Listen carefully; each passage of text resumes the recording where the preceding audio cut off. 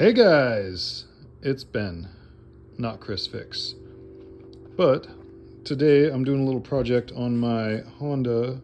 It's a 2013 450R, and I've got some buddies who want to go ride in the woods, and you have to have spark arrestors in case those dirty bastard Forest Service guys come and check you. Make sure you got spark arrestors on. These stock bikes are race bikes, and they're only meant for the track. They don't have spark arrestors on them from factory. This one's a dual exhaust Honda, and I'm going to show you guys how to make your own spark arrestors for about 20 bucks or less. It's not that expensive, and it should do about the same job as a normal spark arrestor. Just to give you reference, this is my generator. It's got a spark arrestor on it, and all it is just a screen mesh to stop sparks from starting a fire. In order to do this job on your own, homemade, all you really need is a stainless steel sink screen, a rivet gun, some rivets, some basic hand tools, hammer, wrenches, screwdrivers. You need a bottle of red wine, that's important, and a drill, because there's rivets that you got to drill them out, some drill bits. And I'm just going to walk you through real quick on how I'm going to do this. First thing, you got to take your plastics off.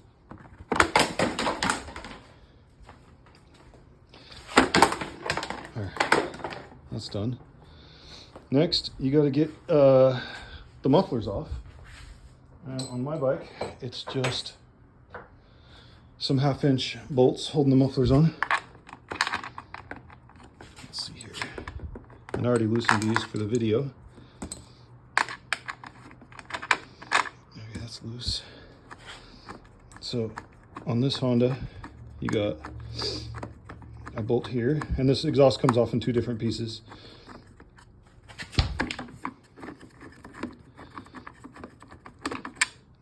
One,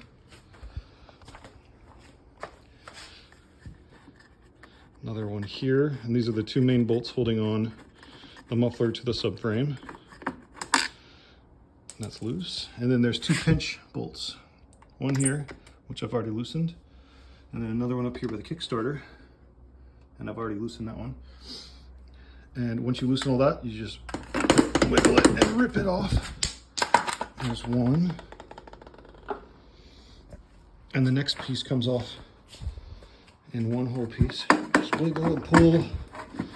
And you gotta pull this mud flap out of the way. And wiggle and pull, wiggle and pull. And take those over to the workbench.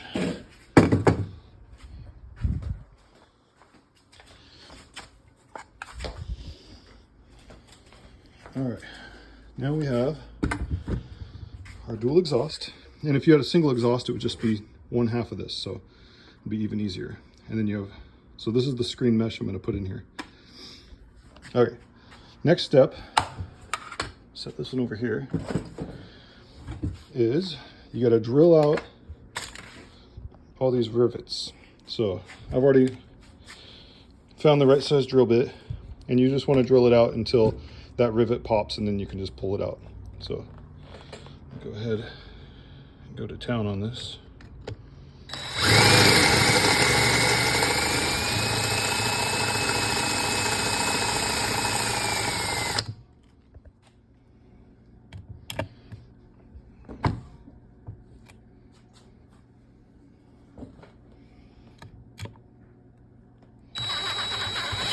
And here's the last one getting drilled out.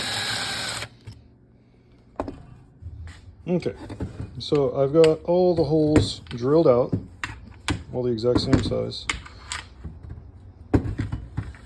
And then, just to show you guys exactly what I'm doing, if you shine a flashlight in that hole, it's just a straight hole all the way through. There's nothing in there at all.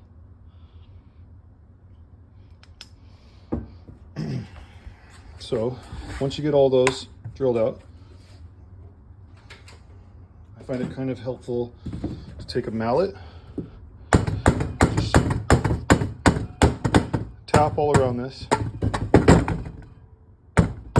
get it loose.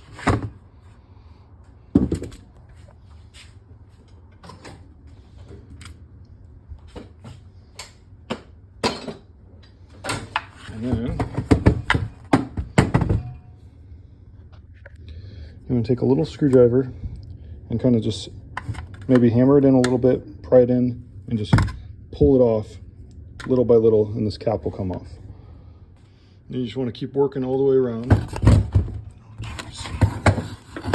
Little bastard. Keep working all the way around and keep wedging this cap off.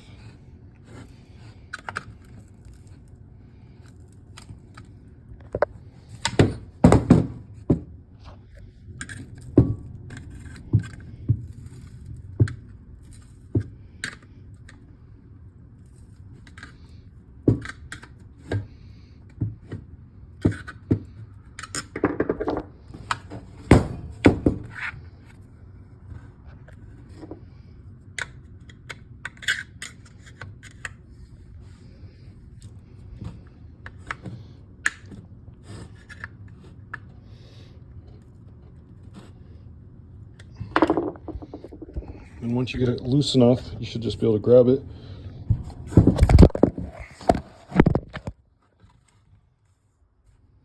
Should be able to grab it and pull it off. Okay, so I just keep working on my way around, and I'm going to be able to just pull that off and separate it. And then on the inside of that, so we just have a straight hole with packing in there. You don't want to touch that because it's fiberglass. And on this side, more fiberglass, and your rivets are going to be popped in there. Next step, I like to pull the rivets out of there.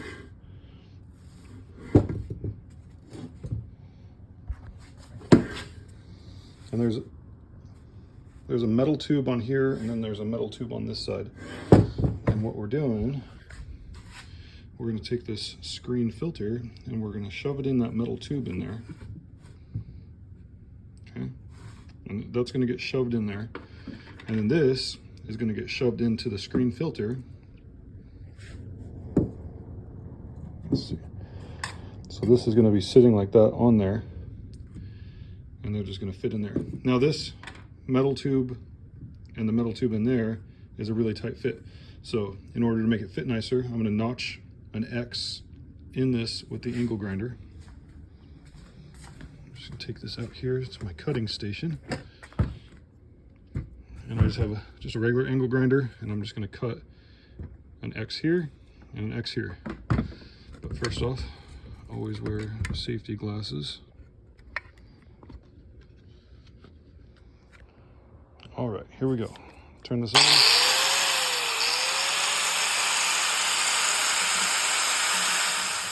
Okay, so as you can see, I got 4 notches there, and then I just grind them smooth so that way they're not sticking up at all, so they're not going to catch. And then what you want to do is you want to take your pliers and you want to squeeze these in just a little bit on each side. That way, once we fit it in the hole with the extra material of the screen, it's just going to slide right in the hole and hold it in snug.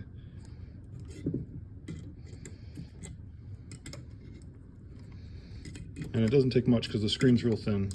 So all we're doing is making this just a little bit smaller. That way it'll slide right into that hole. I'm going to put the screen in, which I'm going to do now. So I'm going to put the screen in there. That's just going to wedge in there. And obviously this isn't the official way to do this. This isn't the proper way. The proper way to be to actually buy spark arrestors, which replace this entire end cap. But these are, for this Honda, it's about $120 a cap, so 240 bucks. And you still need the rivets and the rivet gun and all that, so it's like $250 job. But this I got all at Walmart, the rivets, the rivet gun, and you can do this in a couple hours total, and you'll be good to go. And it's only about $20 total. All right, so now I'm just gonna wedge all that in there, press that in, clean it up a little bit, put the rivets back in, I'll check back in a second. Okay, so I just used my rubber mallet and I just tap it in. So all these holes line back up, just like that. And now, if you look in there with a flashlight, we can see the screen mesh spark arrestor. Spark arrestor is installed. Now the fun part, putting in the rivets. So with a rivet, you just want to make sure that the hole is about the same size as the rivet. You want to slide it in there kind of snug.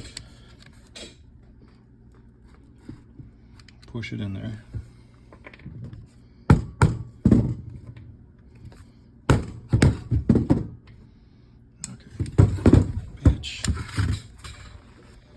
Hardest part about this job is holding the camera and trying to line everything up. Okay, so that rivet just slides into one of these holes. You just push it in with the rivet gun, squeeze it down a couple of clicks.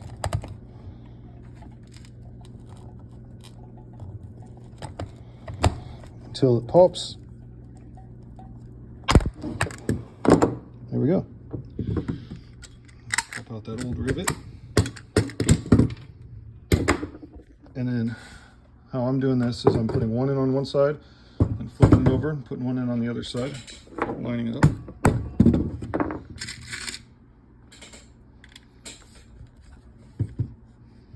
Oh, come on now.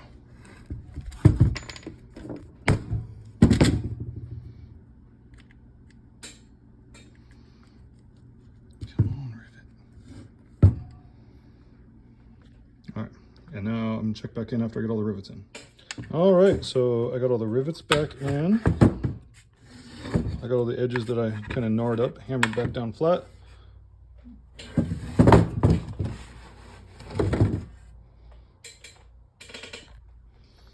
We've got a screen in there.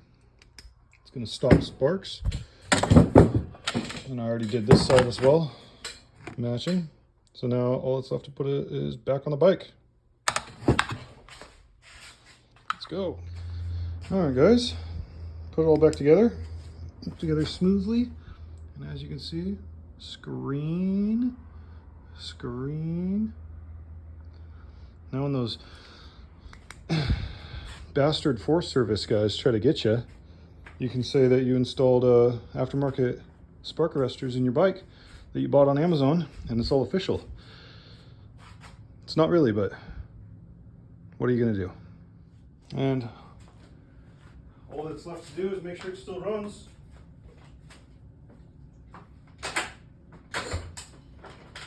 If you can't do this in flip-flops, then get out of here.